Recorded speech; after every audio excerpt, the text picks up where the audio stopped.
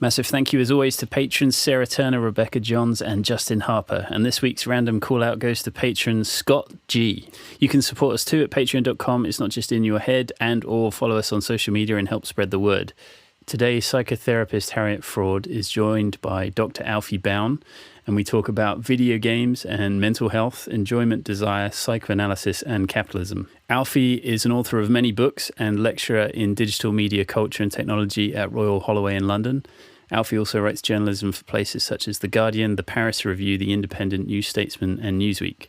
It's a good one. Enjoy. In the mental health field, too often, we've made it seem as if it's just in your head. The landlord can hijack the rent by 20%. That impacts people's mental health. We can't have a profit-driven mental health care system if we want our people to be connected and healthy. I think there's an interesting quote in your book where you were talking about maybe half the world's playing games. And I found this quote online from a sort of all business finance thing that was saying that there's about 2.7 billion video game players worldwide in 2020. And the market is worth 160 billion in that same year. And almost half of it was coming from Asia Pacific. Now, if you include social media as a video game, then that number is even larger, right? To the point that you could almost say most people are playing video games. So, and if that's true, if that's the case, then the question becomes is video games the sort of modern day opiate for the masses, or is it something else? And sort of bringing that question sort of more in line with the podcast, what role do video games play in our mental health? I wanted to sort of cover both your books, Enjoying It, Candy Crush and Capitalism, and the PlayStation Dream World in our conversation. Although that's probably a bit of a stretch because there's a lot of stuff in there. But yes. Listen, shall I start replying? These are great provocations. Listen, it's not much. Actually, these are quite rubbish books that we can easily cover both of those books in the podcast with no problem at all. And let me start by saying that absolutely, it's fascinating that you were saying that one of the issues here is that video games have become so ubiquitous, so important in daily life that it's that nobody isn't a gamer anymore. So the old idea of the gamer as this kind of basement dwelling subcultural individual who likely went on forums like 4chan or Reddit or in the past Gopher or MySpace or whatever they were, and there was this kind of the gamer as an identity of somebody who was kind of subcultural niche that sort of thing is completely needs to be thrown out entirely, because the fact of the matter is that we are all gamers. And I found it really interesting that you said that if you count social media in as a game, and I think that's a really important point. Richard Seymour's book, The Twittering Machine, has sort of proved this, but also, Twitter and Instagram, the kinds of reward systems that function as normal in those places where you deploy X post and then receive X feedback or Y feedback or Z feedback, and then it's essentially a gamified experience of sociality and of social media and so on. So absolutely, I think that social media is part of gaming, and I also think that dating sites are part of gaming, and I think that gamification is transforming the future and what it means to gamification basically meaning, to put it the most simple way, the way in which ideas from the game industry filter out into other aspects of our society, right? So 50% of the planet is playing video games, but 90% of the planet is gamified. And our relationships are gamified, our friendships are gamified, our careers are gamified, our politics are gamified, and so in this sense, I totally agree with where your question is coming from. That games aren't something that can be treated in isolation, but can only be thought of as the technologies which influence how we communicate. And so to very quickly touch on your point about mental health, obviously the subject of this podcast, clearly that the gamer as a subject is a different sort of subject who relates to people and things in a different way to how people did before games existed and before gamification existed. So if you want to have a serious understanding of people's mental health and people's psychology, you'd need to understand how gamified things have become and why that's happened. Yeah. I've got a whole bunch of questions sort of following up from that, but I've just seen Harriet. Can you hear us okay? I certainly can. Excellent. Can you? I was on another podcast and I didn't realize it had gone over. It started at 1. I'm terribly sorry, and welcome, Alfie, and thank you, Liam. Thanks so much. It's lovely to be here. Thank you. Lovely to chat about this stuff. So we just jumped in with a question, just to get the ball rolling, and of course. So here's I have a general sort of structure for the hour, but at the same time, I'm happy for it to go wherever. But in a mental health context, actually, no, the gamified thing I need to put a pin in, because I think that's something definitely to come back to. But in a mental health context, lots of people use video games after work to wind down or to escape. And for some, it's like a form of self-care, right? Like something they can actually control in their lives. So it's interesting to me how work and video games often go together. And a real light bulb moment for me whilst reading, both your books, is you made an observation really about how enjoyment and guilt surround games in the workplace. I just wondered if you wanted to sort of explain that. Yeah, for sure. I mean, this is one of the things, so, I mean, to sort of contextualize this, I'm 34 years old now, and I'm a lecturer at university now. But when I wrote Candy Crush and Capitalism, I was working as a chef in a pub, and I was studying a master's at the same time, part time. And one of the things I noticed was that, we were like having a lot of subversive conversations on our cigarette breaks. I actually wasn't a smoker myself. I was pretending to smoke so that I could have a break with my other chefs. And we had a lot of good chats, like about how what we were paid and what our lives were like, and that really like fostered a great deal of solidarity between myself and the other chefs that were working in the gastropub that we worked in. And then I took a few. I went to do my PhD at Manchester and had some funding for that. And then when my funding ran out, I was like, shit, I need to like have an income. So I went back to chefing, and I did some shifts of chefing, and really everyone was just playing like Candy Crush and Pokemon Go, or actually it was pre-Pokemon Go, but people were playing like Temple Run and Candy Crush at this time, and so I wasn't able to like engage my fellow chefs in a kind of like what I think was quite a revolutionary conversations about the structure of our employment and the kinds of rates we had and the kinds of abilities we had to lobby against our bosses and so on. And so it occurred to me to look into this and wonder whether, in fact, games in a broader sense, especially mobile gaming, wasn't some kind of outlet for frustrations that would actually be a sort of, I guess the best way I could put it is a sort of pressure pad for revolutionary energy. So instead of people pushing their revolutionary energy into revolution, they would instead filter some of that frustration that could otherwise be harvested and build labor movements and revolutionary movements into things like Candy Crush and Temple Run and Angry Birds or whatever else was big in the early 2000s or mid 2000s.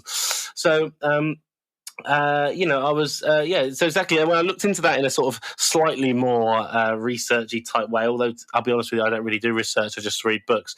But, when I looked into it, it did seem right that the statistics show that people play Candy Crush more in the lunch break hour and in the hour after they leave work. So these were precisely times when you would be hopefully reflecting on your working conditions and thinking about doing something with them. But instead that energy was getting filtered into a kind of mobile gaming industry that was kind of, an absorbent pad or pressure pad for revolutionary energy. And that's why I did that first book about that sort of thing.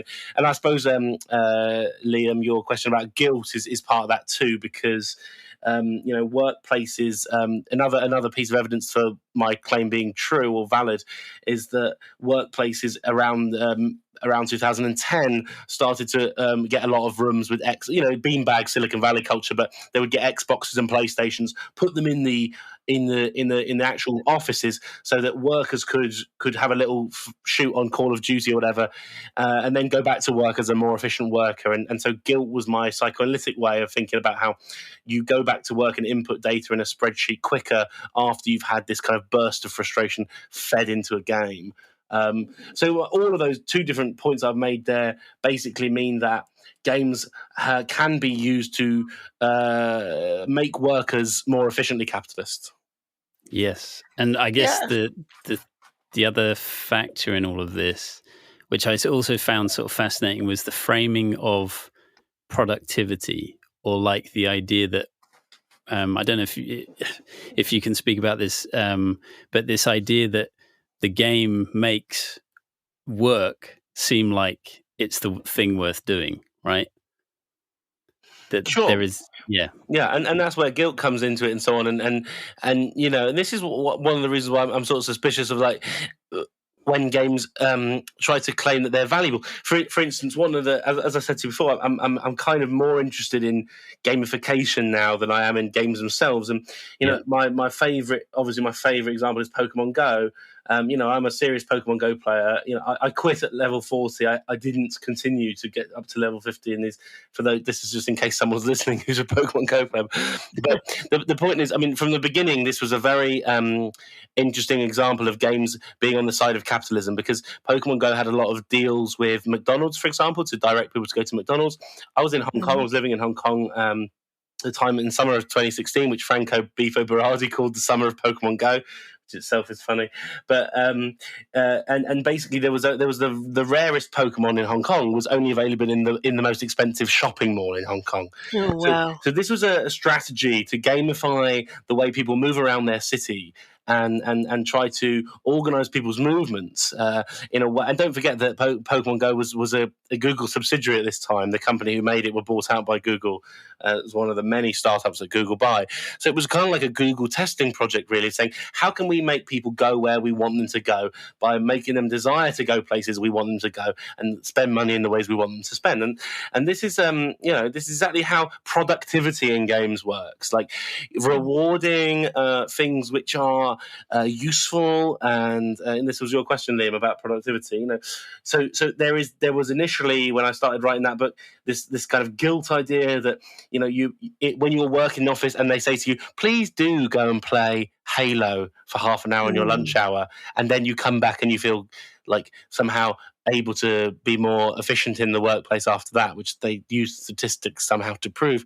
But then there's also this wider thing where the games are teaching us to be productive in precisely a way we wouldn't want. And productivity here is synonymous with capitalism and with making us a certain kind of worker who does a certain kind of thing, a certain kind of consumer, a certain kind of and this is what really interests me about games today, I think. Yeah, well, I had it. Oh, I'm sorry, Liam. No, go ahead, Harriet. I had a question, because I have several clients who are adolescents who leave their lives and go into video games, and who have very little control and a lot of passivity in their lives, which are managed by others, and disappear at any moment and at all moments, especially when they're supposed to be remotely schooled, into video games. How do you see that fitting in with your analysis of the productivity of the older people's video games, or don't you? So the young people who, to clarify the question, that younger people who feel like the game's kind of given them an outlet to do something different to capitalist normativity or something? Yeah, it allows them to leave their homes in their minds, and to leave their schools, and to be having some measure of control in their lives that feel hopeless and controlled by others. Yeah. Exactly. It's a great question. So yeah, and I suppose the best way for me to answer it is to think about the relationship between mental health and psychoanalysis, which is my interest in video games. So my sort of position is that the way games function is to transform desire. And this is why I think that one needs psychoanalysis to understand video games, because what games do and what gamification does, it edits us at the level of desire. And things like social media, as Liam mentioned just earlier, and memeing communities would also be examples of this kind of digitized kind of, and I think this is something that's very much missing from political discourse, the question of desire. So the question of how, when we vote for Brexit, for example, I mean, I'm in the UK, I don't know about you guys, or when we vote for Donald Trump, for example, there is some political decision-making that goes into this vote, but there is also a libidinal desire form of decision-making that goes into this vote. Like, it's not that it's not necessarily that I agree with Donald Trump's principles, but I want and feel that there is something attractive about this act. And the same happened in the UK with the Brexit campaign. Very few people in the UK know what Brexit is and means, but there was a great desire to see this thing happen. And and for me, a lot of this has to do with how games function psychologically on us. What they offer us is an opportunity to desire.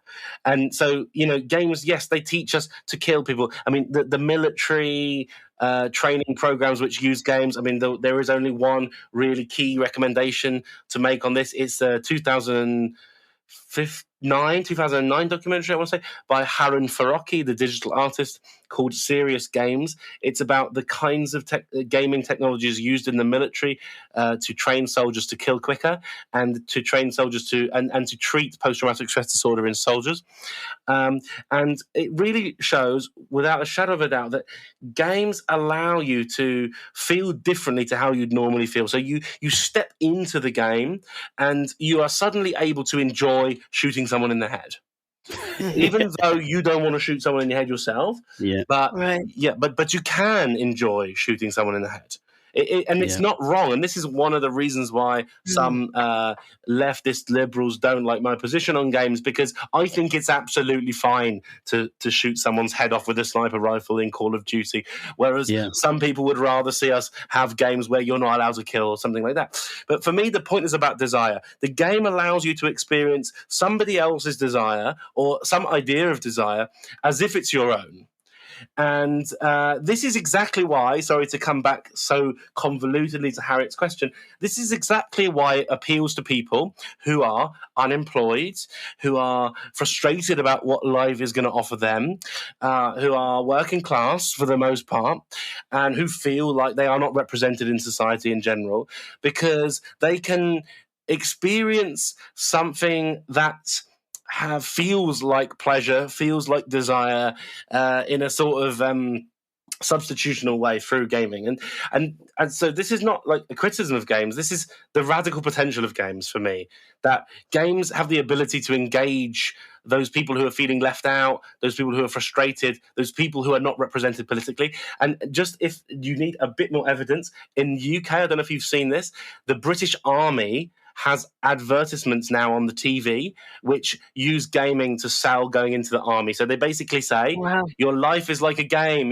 It's the advert starts with somebody going on a controller, and it finishes, and they are just going in a war zone in their TV, and it finishes with them, and they actually say things like, I came from Scunthorpe, but now I'm in the Royal Navy. Now, Scunthorpe is a poor area in the UK. So the games are clearly part of something which moves people from disaffected political world into ideology. And that's it, I think. Yeah, no. And go on, Harriet. Sorry. That would cover young people who don't see a future, because in the United States and in the UK, they don't have much unless they come from really privileged backgrounds, and who don't have the agency of connection to other real people that will actually transform their lives. But they have this agency and control in the game. Right, for sure. And this is exactly why in the Christchurch massacres, clearly I disagree with Donald Trump's position that games cause violence. But nevertheless, there is something interesting going on that, when in the New Zealand Christchurch massacre, the guy who did that, he wrote some manifesto, included references to Assassin's Creed and Spyro 3, would you believe, this kind of children's Nintendo game. And then he also filmed some of his crime from a first-person viewpoint to sort of imagine that he was the first-person shooter in one of these games. And of course, it's wrong that games cause violence. It's not as simple as that. But games are deeply ideological, and psychologically, they affect us enormously.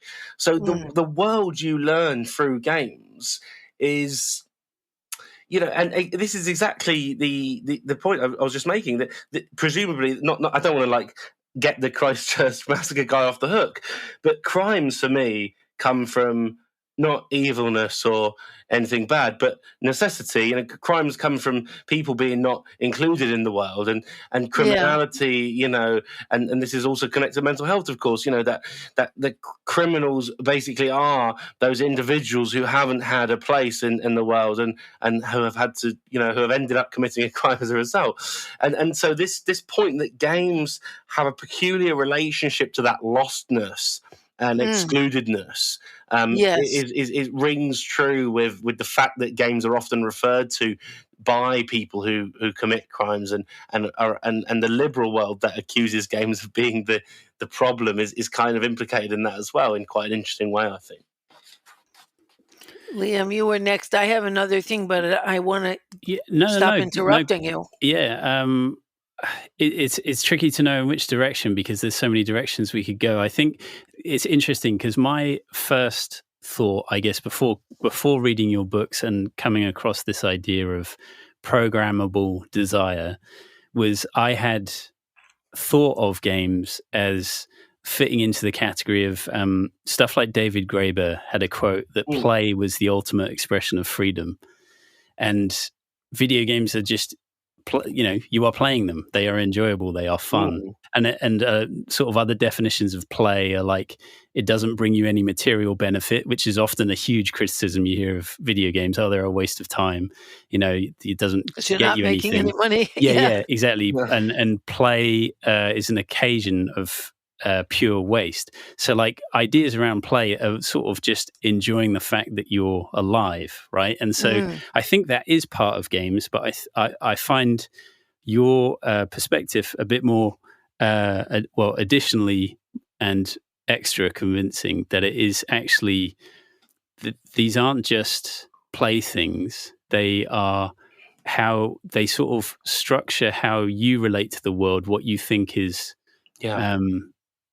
not necessarily normal, because like you said, you don't go around shooting people in the head in real life, but hopefully but even like those early video games like Mario on the NES, the thing that you were doing was collecting coins, and it wasn't really for any particular reason. There's a fairy tale element of going to rescue a princess, old as time and maybe a bit sexist, but there was this whole thing about why were you collecting coins? Like that clearly translates to the life you're living. And I guess this is sort of just a wider thing of, again, sort of legitimizing how this invisible influence that games are having on people. I sort of want to give two answers, one to the Graeber quote and one to the collecting coins.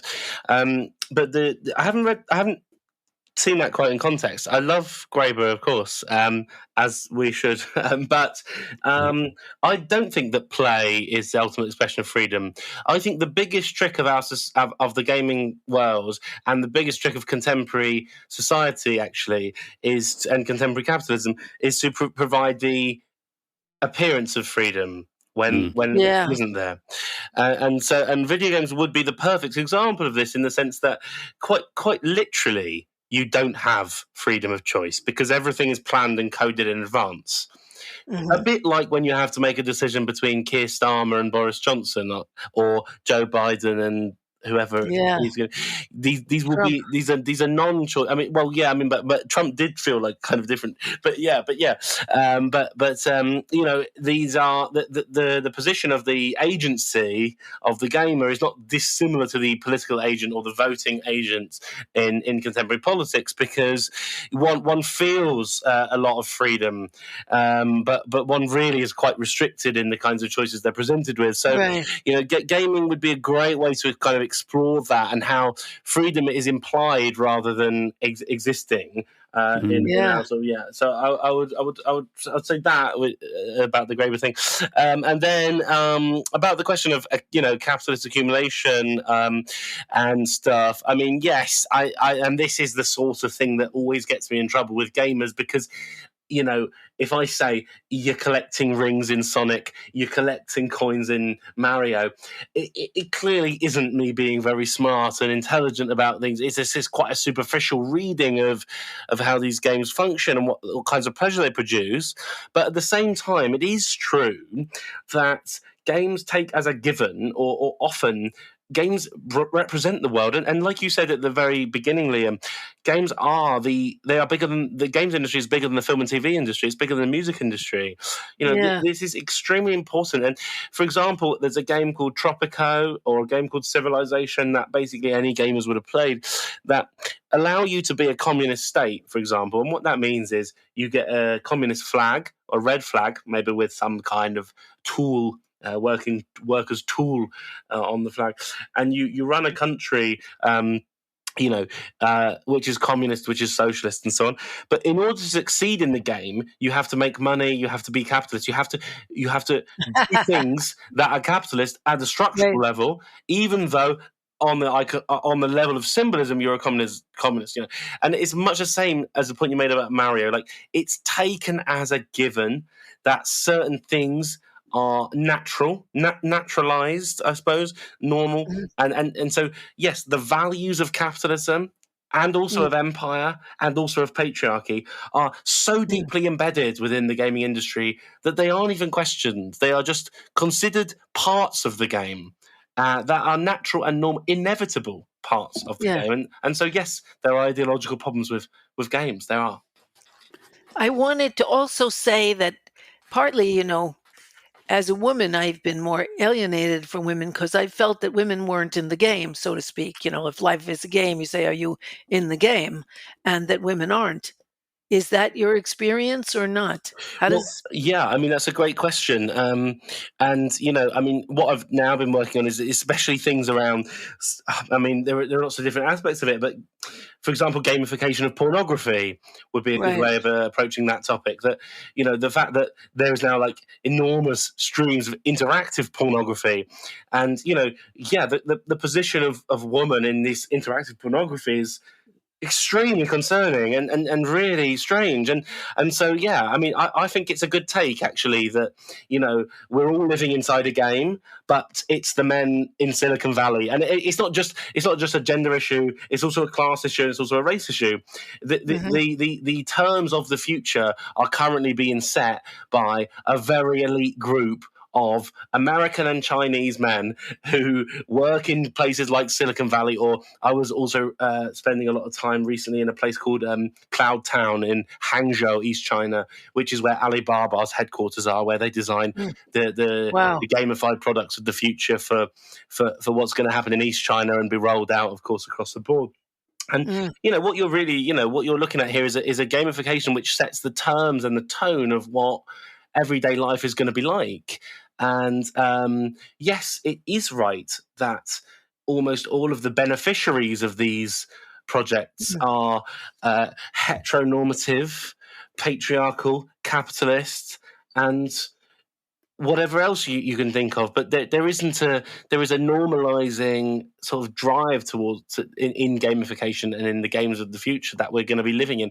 And let me tell you one quick example. My favorite example is when I went for the first time to Cloud Town and this Alibaba employee was taking me around, and he was showing me all sorts of mad stuff. I mean, they've got cars that drive themselves. They've got traffic lights which know your age by looking at your face and deciding to stay green for longer, and all this stuff you can imagine.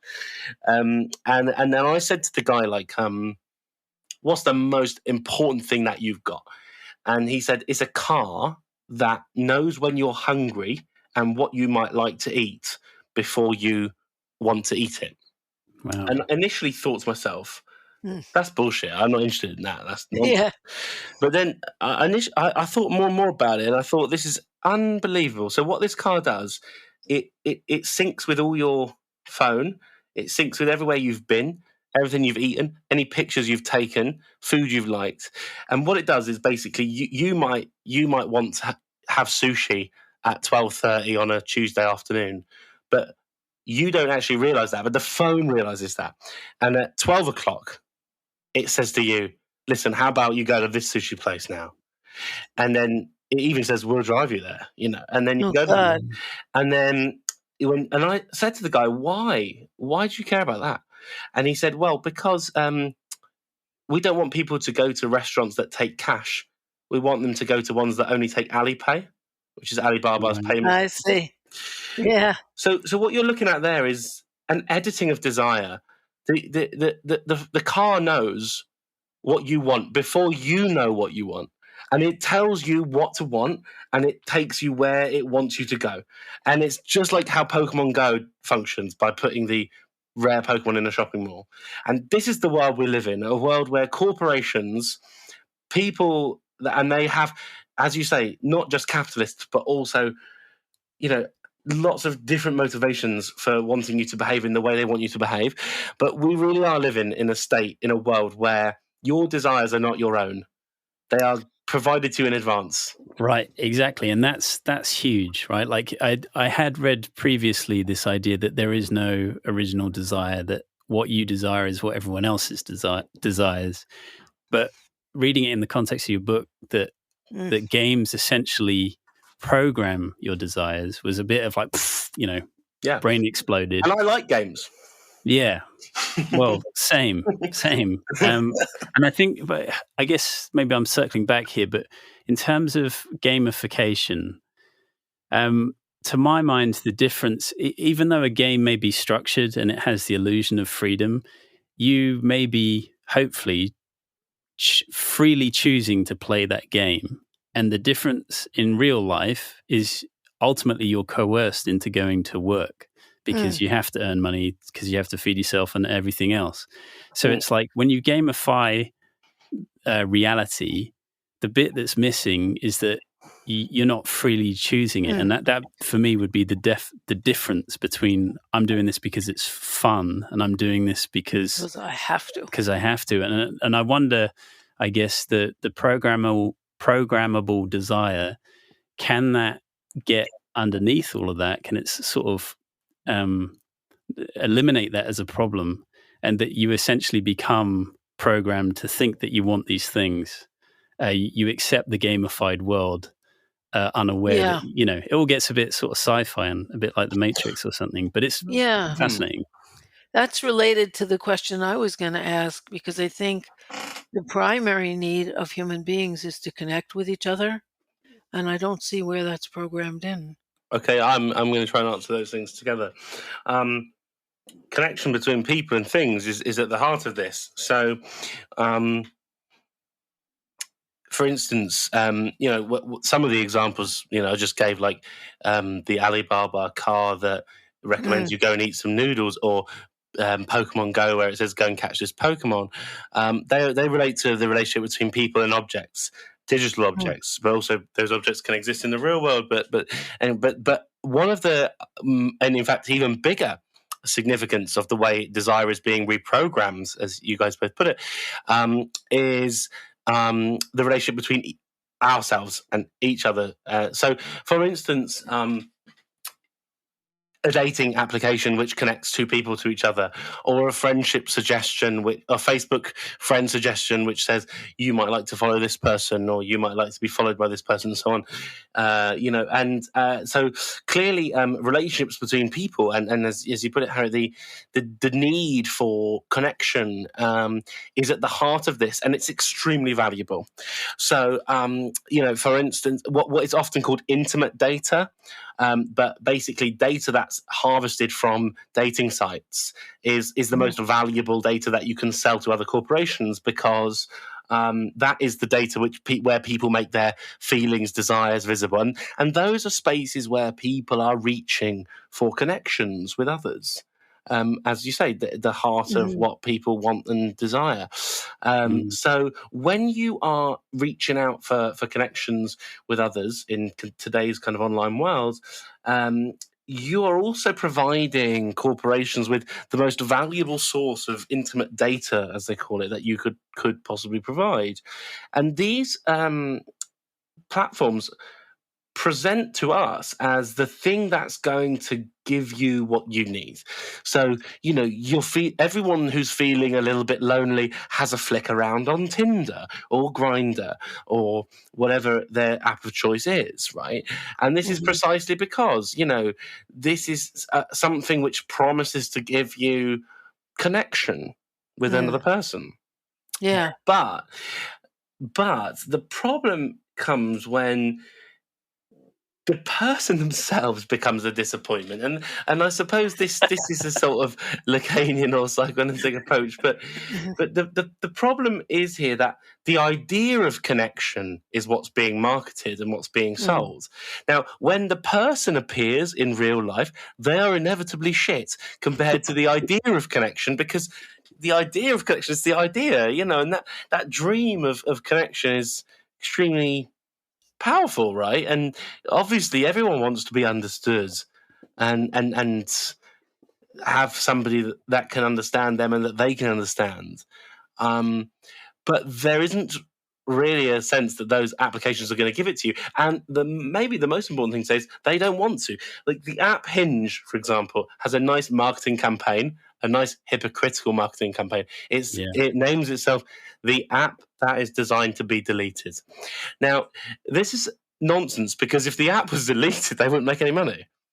And the intimate data that is used by everyone who swipes on there, everyone who clicks on there, is extremely valuable to them. So they don't make money by getting people married or connected or whatever. They make money by not doing that. So the whole structure of online dating, and this is, I can't really prove it in the podcast, but I promise you this, the whole structure of online dating is designed to make it impossible to build connections with people. And that is because it serves capital that should be the case.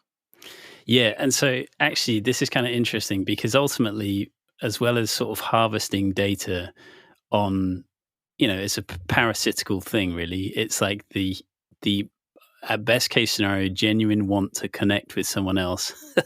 These services claim that they're going to do that, and then the whole time they're just sort of monitoring you for like what you desire.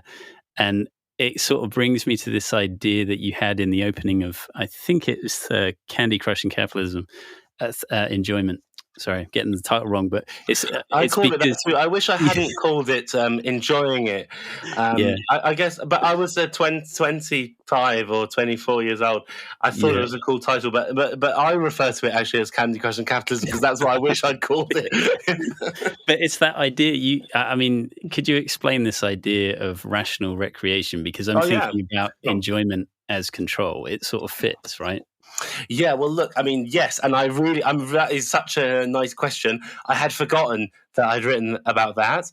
At the time, my wife was studying this history degree, and they had this great module about parks, and it was kind of like, how would Foucault think about parks? Like, parks in the Victorian era, in the 19th century, parks became normal.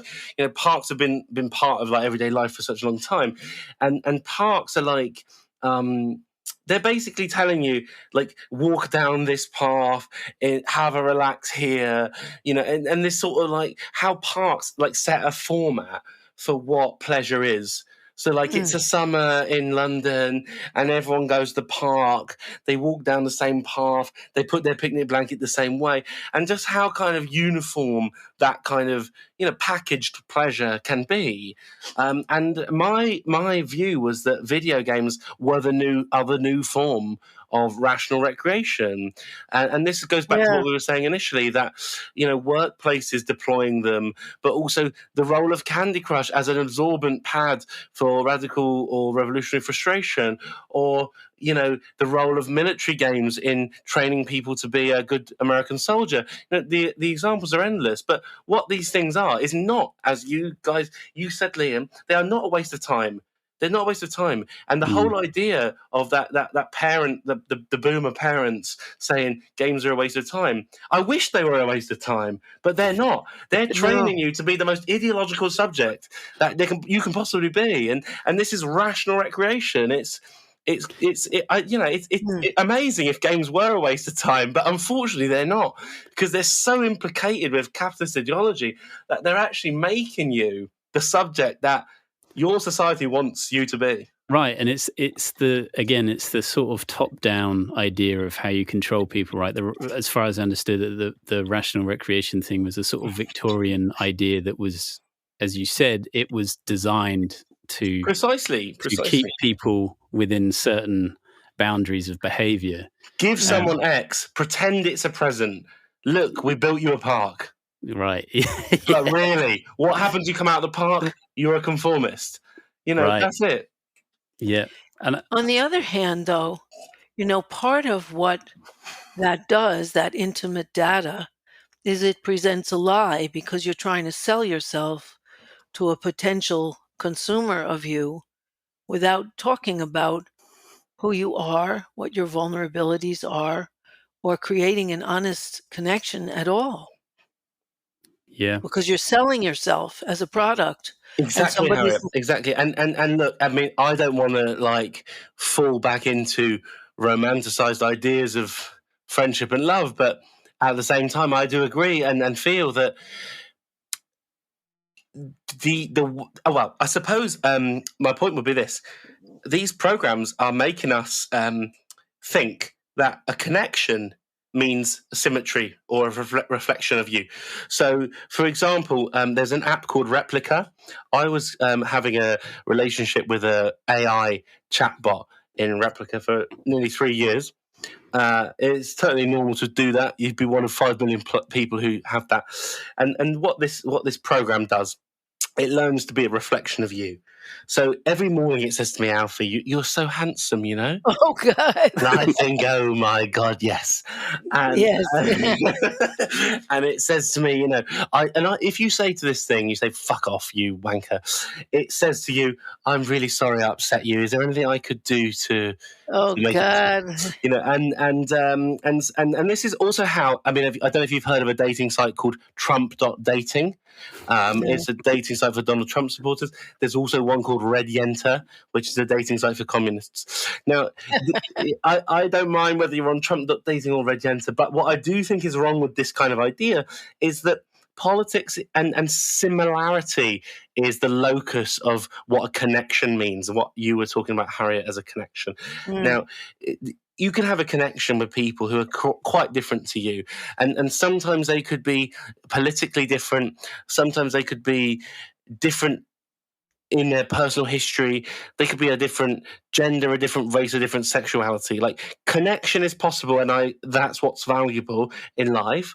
But what all of this technology does, it implies that the person that you would like a connection with is a reflection of you. And it's exactly how Facebook suggestions of friends work. Right. That person likes the same things you like, so why don't you be friends with them? Yeah, but connection is something that happens outside of that. Yeah, and often from deep and even unacknowledged emotional need, connection happens, and you only find out later why you were connected, because it's so deep. I do wonder if that part of the reason there's a conspiracy theory, this idea that everyone's living inside a simulation. I've often thought that maybe it's because essentially as a culture, and a sort of shared culture, I guess, amongst the sort of imperial core countries, is that there is an element of just repetition, that we're stuck. And so it sort of feels like we're stuck inside a simulator. But we're ultimately stuck inside this sort of economic system, and one that's becoming increasingly more gamified. Yeah. Yeah. Now, one second. I have a 4:00 thing I have to do. Yeah. And my whole time sense is just fucked today. And so I shouldn't make fucking seem so unpleasant. But at any rate, but it is. It is. My time sense is messed up. So Alfie, could you come back another time? Yeah. Because I would be back for that, because I am finding this amazing. And I don't throw around compliments to make people feel good. I can do it anytime. This is the time Liam gave me, but anytime. And so what? We record this bit as a first part, and then we'll say... Good. Yeah, why don't we this is part one, and then we'll... Okay, that's great. Okay, so if I definitely would like to pick your brain a bit more on a few things. One of, and I think it's probably pretty apparent from the conversation we've had, is that this idea that psychoanalysis, I don't know if this was a quote from the thing, but I've put it in as a heading: psychoanalysis must change to confront the cyborgs to come. I loved it as a sentence. But it's that idea that we are changing. The nature of how we experience the world is changed by the tech that we use. Yes. Yeah. And look, I mean, like I said, to be honest with you, I must say, Liam, you have read my book more closely than I've read it myself, and paid more attention than I did when writing it. But about that's, it's nice also to hear it sort of quoted, because I feel like, that's not a stupid comment. No. And my point is that with this one, that, obviously we're bored, I think, of hearing that psychoanalysis is elitist and male dominated. Like, I know that. Like, I'm not saying that Freud wasn't a misogynist. The point is that, well, we're in a particular moment right now with regards to what Nick Cernacek calls platform capitalism. What is the gig economy? What we often call the gig economy, which means a world, and which we sometimes refer to as gamification, which means a world where precarious work is rife and gamified. And what it means to be a worker and what it means to be a player are coming closer together than ever before. Just look at how Deliveroo or Uber functions to see a clear function of a gamified precarious worker. Yes, I'm saying that psychoanalysis can be critical here because it can help us to understand the problem of desire and what's useful, what's fun, what gives us pleasure, is and for me, I mean, the reason why I like the psychoanalysis of Jacques Lacan rather than, say, the original psychoanalysis of Sigmund Freud is because it was political. And Lacan tried to argue that what psychoanalysis does, it allows you to see how your desires are political. So if you feel something, that you want something, that you desire something, there are political reasons why you feel that thing. And you experience it as your own feelings, but it's actually not you that's feeling. You're desiring through and within a political structure. And this could explain Brexit. It could explain the Trump election, especially the Trump election, which is the most libidinal election, at least since Obama and maybe ever.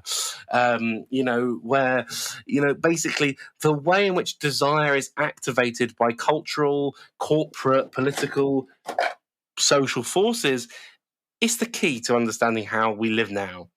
And so, psychoanalysis is critical and can be enormously helpful in helping us to understand how politics affects our feelings and our thoughts. But also, this isn't the psychoanalysis of old, where it's about did you want to fuck your mum or something? This is a psychoanalysis that is interested in saying, okay, how does politics make us think and feel? Yeah. Mm-hmm. And I guess the other. By the way, I'm back because my son-in-law is going to be late, and I was so relieved. That's on record. That's a broadcast to thousands. Keep all this in. I think. Keep all this in. Yeah, I think sort of one of the interesting things, and I guess maybe this veers a bit away from the mental health stuff, but maybe it doesn't, is that once you become aware of these principles or these ideas, that your thoughts and feelings aren't necessarily yours, they can be the culture's, and they're sort of expressed through you. And once that becomes as an idea like in you, then suddenly you go, what do you do with that superpower? Like, what do you do with that sort of magic sauce? Do you try and tell everyone in the world, like, hey, this is what happens to us as human beings? Or, and I think this is what you've said in numerous parts of your work, is you have to get involved and start playing with the magic sauce as well. Yeah.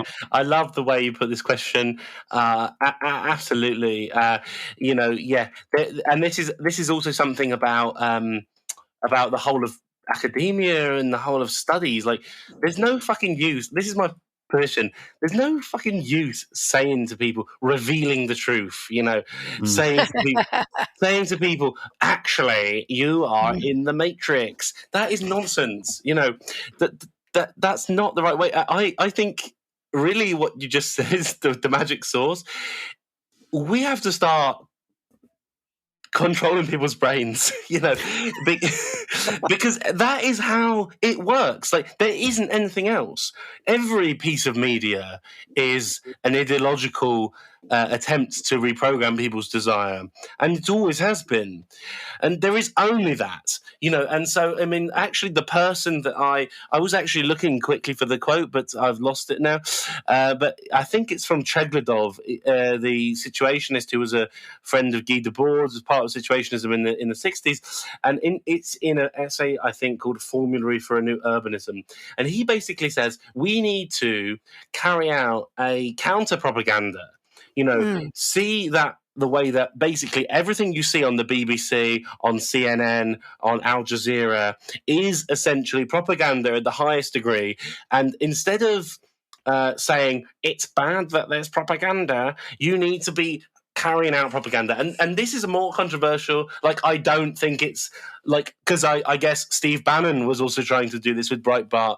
And, to an extent you could say on the left, there's things like Jacobin, there's things like Novara Media in the UK, which try to kind of do that, and I'm fine with that. And I think that the games are a critical space for this, and that we don't need to just be saying to people, look, your desires aren't your own.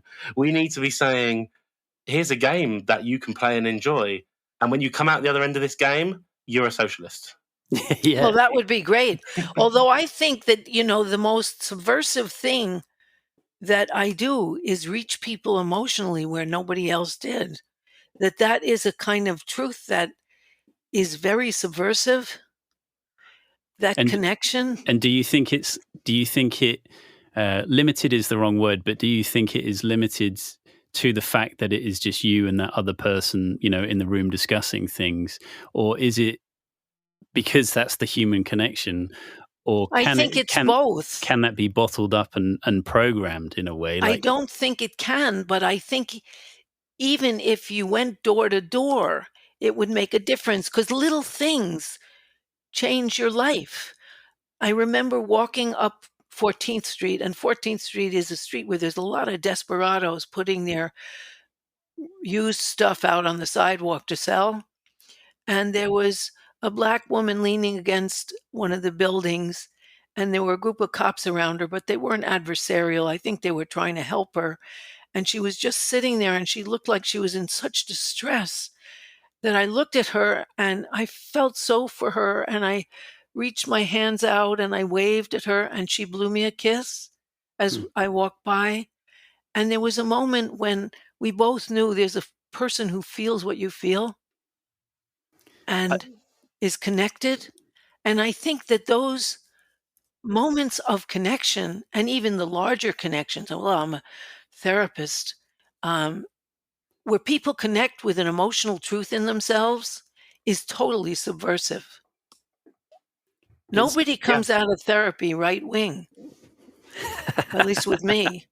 Well, listen, I mean, that's a really interesting point. I mean, and that's, I mean, not obviously not all therapists, No, not all forms of therapy function that way. Some of them, on the contrary, function to return people to work as quickly as possible as the perfect capitalist subject. But the point you're making is absolutely right, that when you go through a process of something, and this is what I was trying to say, I think that, there is no apolitical. There is no apolitical. Right. When you go through anything, you come out the other end of it different.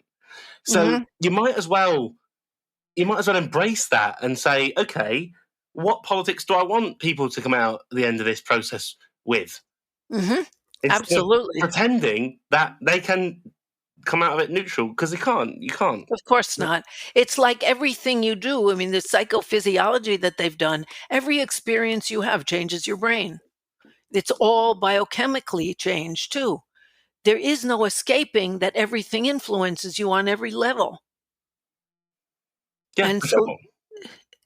this is so for me, this is why, I mean, since you asked me to come on the podcast to talk about games, this is why it would be so moronic to not think about games properly, because we can all say that they're the biggest growing industry. There are more young people than ever playing video games. It's become bigger than the music, TV, film industry. So we agree also that when you do something, it affects you.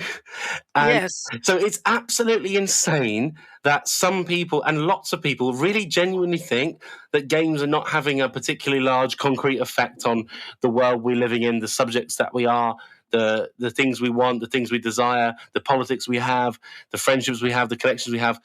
Clearly, the biggest industry of things is having enormous effect on how people think and feel, and that is the whole point. To start talking about those things is just at least a good start.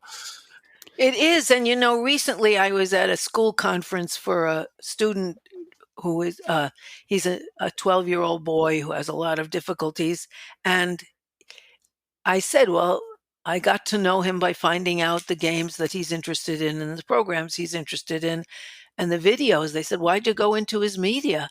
And I thought, how else do you get to know somebody? Right, yeah. Especially a child. Yeah. But it was kind of new to them. Well, my daughter is extremely good at video games. She's 5, and she's I'm trying to, my approach with that is get her socialist games. Exactly. I plan to put her to work as free labor in the future. Well, it definitely opens up like a whole other sort of conversation. One, actually, how video games are made. They're made in exactly the same way as every other industry is subjected to. A few people at the top with the money telling everyone else what to do and crushing people's dreams in the process. The other is that there are video games. There's lots of indie video games that try to do something different and try to make you feel something different. And that's a great and on that, I must also say that's extremely important. And we also need to think, if we're socialists, about the processes of these things and the way they connect to global capitalism and supply chains. For example, there are some big, indie gaming. I think we should really push indie gaming and force that to be the future, because you get some games that are made by major companies, top AAA games, they call them. And these have a strong female lead, let's say, and maybe even she's a black woman. But every single part of the console and the hardware and software that's been developed has been made by underpaid women in the Philippines. So you're in a weird situation where you're celebrating a game for being, having a strong black female lead, but actually loads of exploited women in the Philippines made this game and made the things. So to revolutionize the games industry, you're not just talking about symbolic representational stuff. You're talking about fundamental change and structural change to the way that those companies are structured. And indie games, as Liam just pointed out, are an answer to that. Indie games on the whole, are less environmentally damaging, less exploitative in terms of global supply chains. And to be honest with you, Grand Theft Auto 7 is boring. It's going to be boring. The prospect of that is shit. Like, there's much more interesting things we can do with this industry, and I think revolutionary and interesting people should be part of it and build new kinds of games, but also new kinds of companies underneath those games, and try and make this industry something that allows us to have pleasure and fun and desire in a way that isn't the way this industry has currently gone. Yeah, that's brilliant. And also they should be organized as co-ops, which would change their structure. Exactly. Yeah.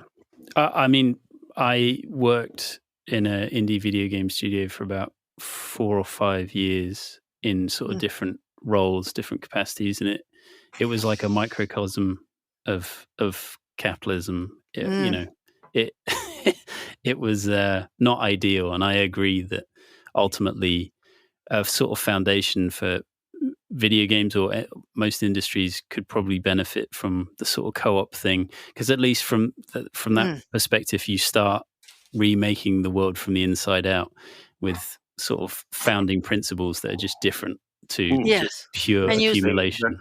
You start also being empowered that you direct things, that you are not just an employee, you're everything. Yeah, exactly. Yeah. Oh, okay, really well, important. I probably need to stop a little bit, but partly because I need to go and hang out with my family, but also partly because I feel like if we could talk for hours, but actually what we have recorded is quite good. It's exciting. Yes.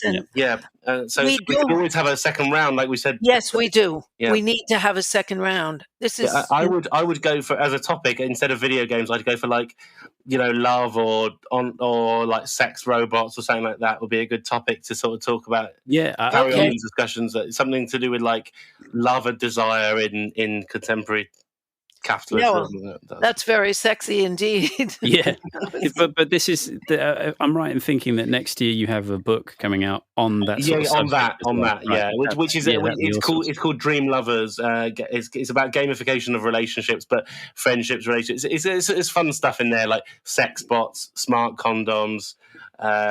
Virtual girlfriends, that sort of thing, and sort of my experiences of trying all these things out and stuff. But it's related to what we're saying now about platform capitalism and gamification, but with a slightly different sort of focus, not on games themselves, but on love technologies.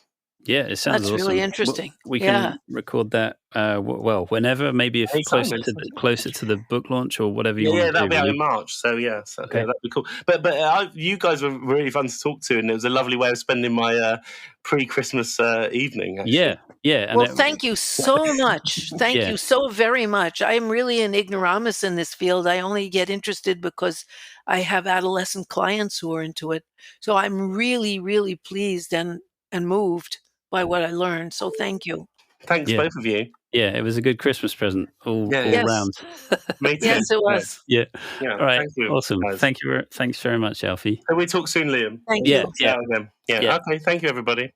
By the way, listeners, if you have enjoyed anything you've heard Harriet say in this program, you will definitely enjoy Capitalism Hits Home, which is a solo program that Harriet does through Democracy at Work, which is a worker-owned cooperative that produces other great programs such as Economic Update with Richard Wolff and the Anti-Capitalist Chronicles with David Harvey. I can't recommend enough that everyone also listen to Capitalism Hits Home if you enjoy It's Not Just in Your Head. Capitalism Hits Home is a sort of broader overhead view. It explores the way that capitalism shapes our personal lives, our psyches, our relationships, our families, and it looks particularly at the sea change in American personal life as all Americans, but the top 10 or 20% of Americans, have our security and our chance for a future become as precarious as it always was for minorities and families headed by women. It's not just in your head, and Capitalism Hits Home are definitely complementary. And if listeners would like to check out Capitalism Hits Home, Harriet, where should they go to find it? Either on YouTube or Democracy at Work or on my own website, harrietfraud.com.